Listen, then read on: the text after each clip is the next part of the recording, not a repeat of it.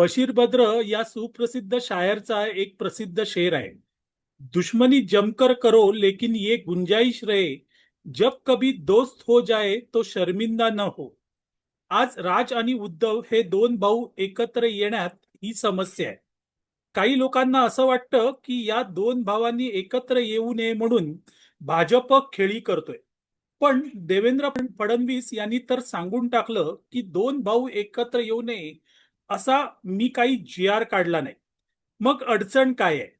ज्या वेळेस दुश्मनी झाली तेव्हा इतकी झाली की डुप्लिकेट बाळासाहेब, कुचकट वडे, संपलेला पक्ष, फोडलेले नगरसेवक वगैरे इतकं काढलं गेलं की दोस्त होताना शर्मिंदा होण्याची नौबत आली. आता हे सगळं विसरायचे तर भविष्यात पुन्हा हेच काढलं जाणार नाही याची कोणीही गॅरंटी देऊ शकत नाही. एकत्र येऊन लांब गेले तर पुन्हा गद्दार पाठीत खंजीर खुपसला हे होणारच आहे. मग पुन्हा शर्मिंदा व्हायचंच आहे. अशा वेळेस फडणवीसांचा जी आर तरी काय करणार?